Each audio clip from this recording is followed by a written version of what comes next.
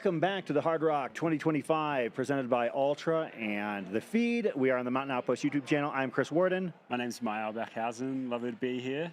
And we are here with somebody who is no stranger to this race. And frankly, you know, it's so amazing. Every few months, like, your life seems to be leveling up in crazy ways. Tara Dower, welcome to the show. Yeah, thanks for having me, guys. Tara, so I see that you have your bib. Could everyone see that? So, I made myself a bib since I didn't get one. So we don't know whether or not you're in the race yet. Yeah. You are next up on the wait list. I'm number 1 on the wait list. Yeah. And I came here at, what was it? Like 10 a.m. and 11 a.m. was like the cutoff for, I guess, checking in. And that's when they're going to call people off the wait list. And so I was hoping, but everyone checked in. And so the next chance is tomorrow morning if people don't show up. That's at right. 5:45 a.m. And I've been telling everyone before. it's 5:55 a.m. but that has happened before in this race, where people have missed that final check-in that you have to be there 15 minutes before the official race starts. So I remember a few years ago, Jamil Curry literally showed up like full gear, poles in hand, ready to go, because he was next on the wait list in the off chance. Now, he didn't get in that year, but it has happened. Yeah. He got in a year, though, doing that, right? Was he on the wait list? And he might have. It wasn't the year that I was here, like 2021, I think it was. But it has happened. Yeah. So what's your plan tomorrow morning? I'm going to get ready like I'm racing and show up. And if I don't get in, then I'll just go up Handy's and watch the race from up there. And I'll be ready to run. I'll be all ready to go. So have you been carb loading like a beast? Or? Yeah, I have. I've been pretty much preparing like I'm going to do the race. I would be sitting more, but, you know, it's so fun here. There's like such a buzz in town in Silverton, and it's hard not wanting to like walk around and like see everybody and talk to people. I mean, there's just a buzz, and I love Silverton during Hardrock time. And to that end, I have this impression, you know, I've gotten to know you over the course of the last couple of years, watching and following your career. I have the feeling, you know, with you living here fairly close notwithstanding, that you would be up here in some form or fashion, even if you weren't expecting to be the next person on the wait list. You seem to really be loving what's going on this week out here. Oh, yeah. I love Hardrock. I mean, I remember it was like 2021, and I had just got into ultra marathons and being competitive in them. And I watched I believe it was 2021, Sabrina Stanley winning Hardrock. And I was like, this is the race I want to do. I want to be there. It's just like an incredible race. It looked beautiful. The community is amazing. And it's just been my dream race. And I got to do it last year. And I want to do it the other direction. But I just love the buzz. I love the community. I'm a big community person. So living in Durango, I mean, that's a really nice community. But up in Silverton, it's a little more close-knit for sure. Tell us about your experience last year, you know, like after wanting to do it like so passionately, and tell us a little bit about that. Yeah. Oh man, I had all these high hopes. I had like a time goal. I just had a time goal. I had goals that I wanted to achieve, like simple ones like eating a pierogi at Kroger's Canteen, using the bathroom at Sherman. But I had a time goal, and I had all these steps to get there. And with Hardrock, much like a FKT, all of your plans are going to go out the window. Like all my plans went out the window after Chapman because I could not stop throwing up. And so instead of I think I had myself finishing in like 28 hours or like 27, 28, somewhere in there. I was finishing in 33 hours. And so it was a lot longer. It was a lot more time out there. But it was kind of a blessing because, I mean, I got to spend more time on the trail and on the course, which was really nice. But it definitely wasn't the race I was hoping for, but I still had such a great time, and it was great weather and great people. Did not get to use the bathroom in the Sherman porta potty or pit toilet. I totally forgot, but I did have a pierogi on top of Kroger's Canteen. So I did check that goal off. Is it pierogi the tequila shot? Oh, no. No. Oh, no. Like a dumpling. So did you do the tequila shot? Where's that? Kroger's. Kroger's. Oh, No, I didn't do it. I just did the pierogi. I didn't know that was Wow. Oh a goal. yeah, that was something that Some- I was told is like part of the experience. Oh no. Some Okay, well, say- I need to do it now. I need to go back and do it. Well, some say you're not a real hard rocker unless you do the tequila shot at Kroger's. Has Courtney done it?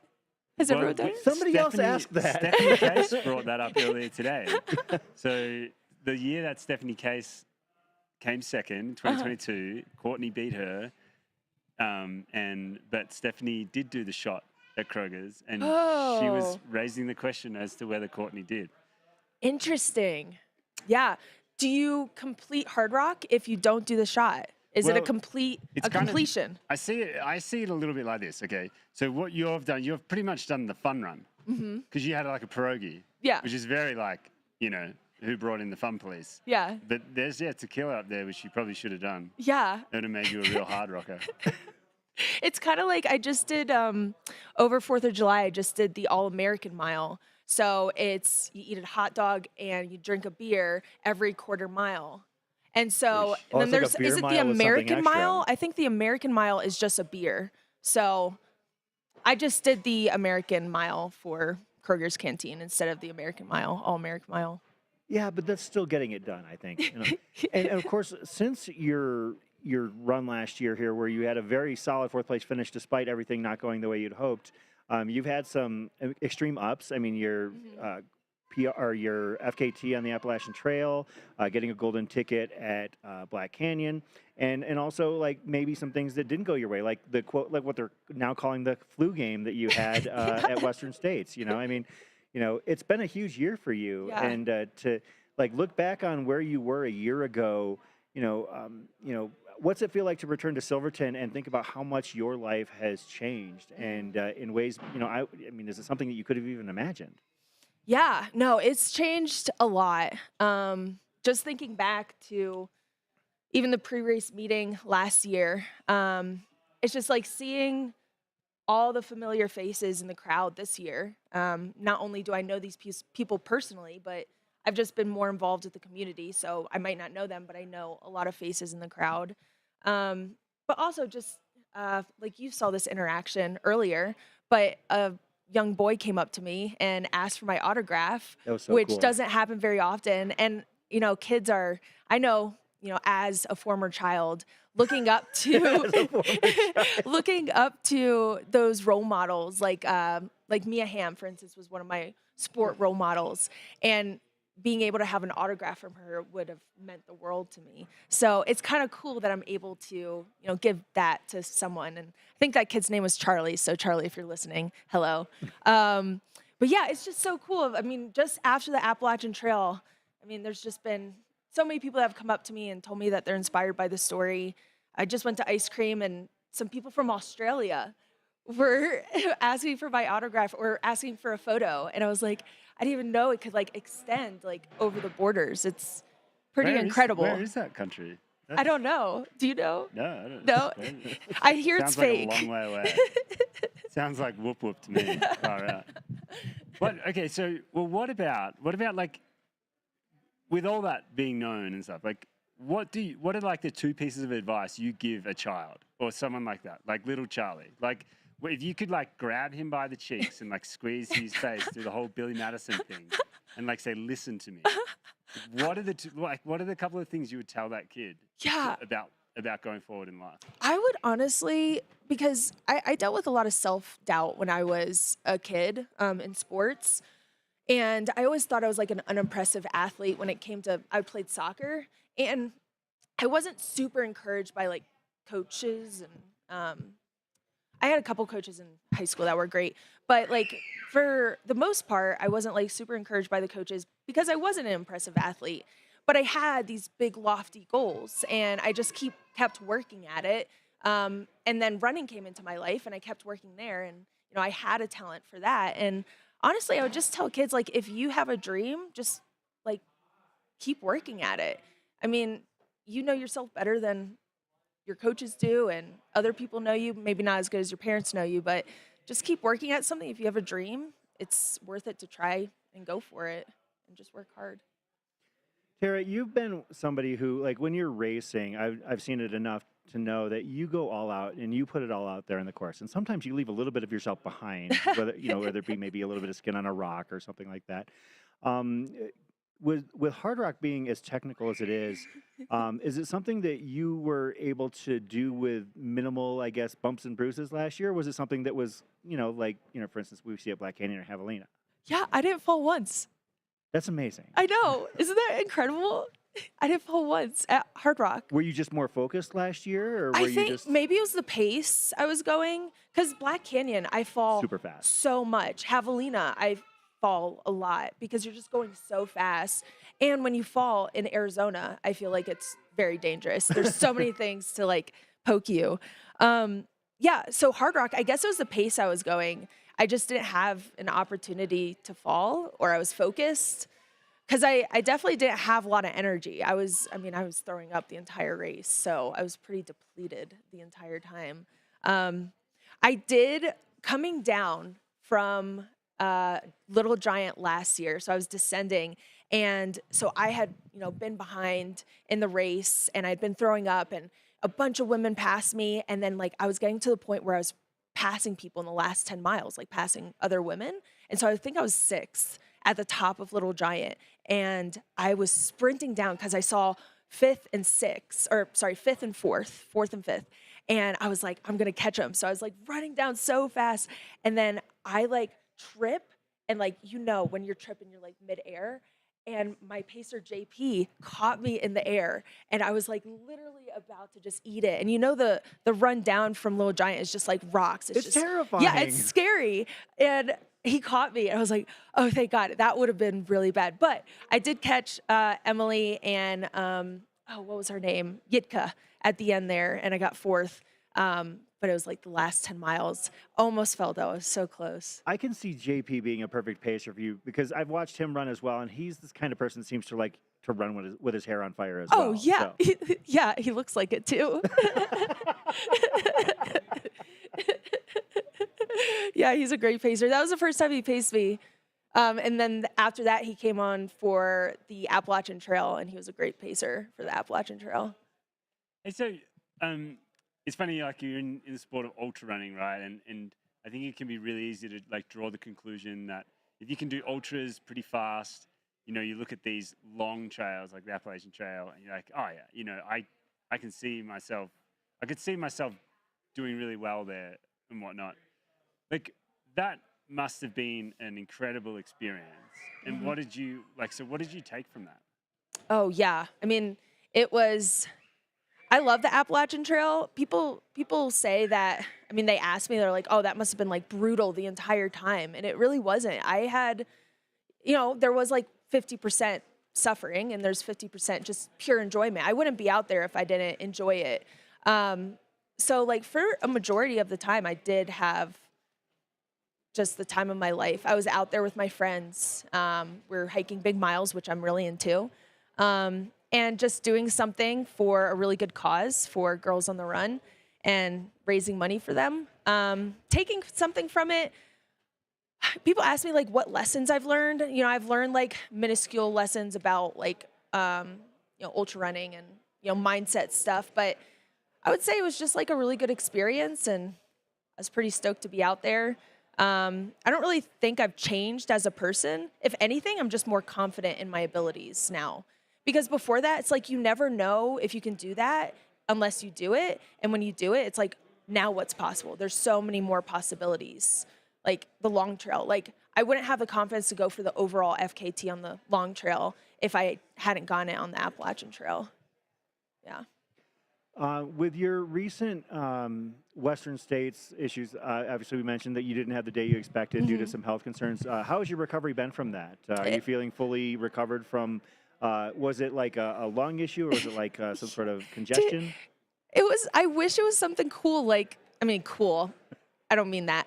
I wish it was like not just a cold. I wish I could say I had like this severe pneumonia in my lungs and, I couldn't breathe, but it was just a cold. And I was really, really sick.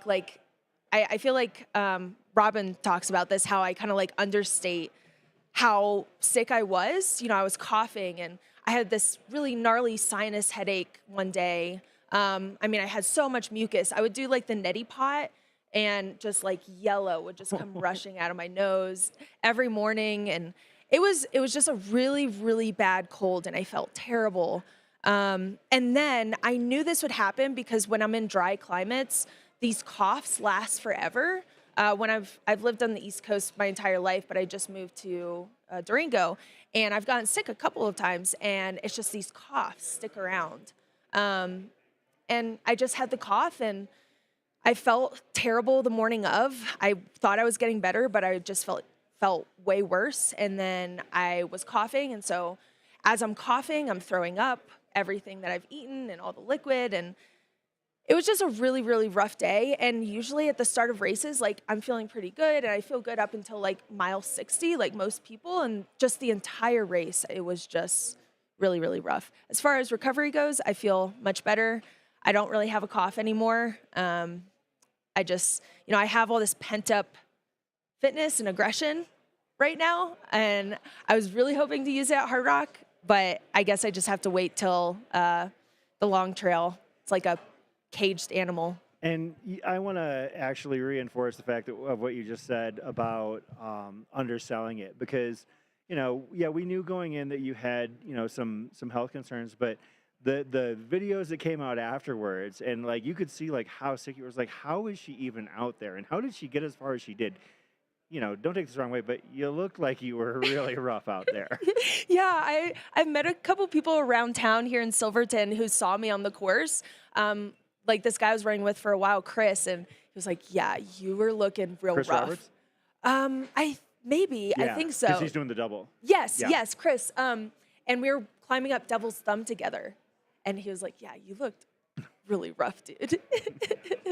Yeah, but it happens. Hey, What can you do? Just wear a mask. Note for people: wear a mask. Wash your hands when you're traveling. There were Sleep a there lot. Were several elites who were wearing Yes. Preventative Yeah. equipment at the runner debriefing. Yeah, Absolutely. it's And very I important. applaud them for it. If they Yeah. feel more comfortable with it, I think they absolutely should. Yeah, and just sleep before too. Like get everything done with before, so you don't have to like stay up late and do like your drop bags or whatever. Just sleep as much as you can before You the hear race. that, Jamil? I'm really glad you came into the studio today because I've been staring at these shoes Oh yeah. for like interview after interview, and you're the only person I've seen wear them. So can you, I mean, shout out to Ultra for helping bring the live stream to There. fruition. So Yeah. these shoes are wearable. We can now prove that. Give us a little like why did these get the coveted spot on the desk here? Well, they're really cool color, first of all. I Yeah. tick that, yeah. You know, I think the green really sticks out, but besides that, I think they're just like I think they're a whole ounce lighter than the regular Olympus, because the Olympus is like a hefty shoe. Yeah, that's a whole lot of shoe. Yeah, it's a real big shoe. So this is a whole ounce lighter, and it's got this like scree sleeve here. Yeah, that's like the majority of it. I kind of like my colors better though. You can see them, the pink and black, but those are cool as well. Have you taken them out for a spin on the San Juans? No, I haven't. I think I went on a hike with them recently, but I've just been walking around town, and they do great. So you might be taking them for a spin in the San Juans if Yeah. certain things happen. Yeah. If I race tomorrow, it's going to be the Mont Blanc Carbon, okay. and if I just do handies, it'll probably be these. Okay. Yeah. It's good to know. Yeah, good to know.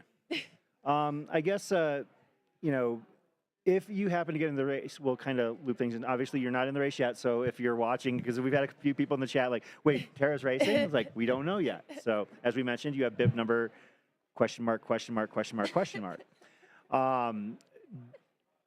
If you were to race, what's a successful day for you? Would it be taking it down? Oh my gosh, yeah. Like I've said before, I have like this pent up competitiveness, because leading into Western States, I was ready to race the women. I was looking forward to, which isn't common for me to like be so excited for competition. I was looking forward to like racing the women and like getting out there and like battling them, and just having a really good day out there. And I wasn't able to do that. So I have all this pent up competitiveness. And so my goal is to do better than last year. Obviously, I don't think that's going to be really that difficult as long as I keep moving and don't take a nap this time at Burroughs.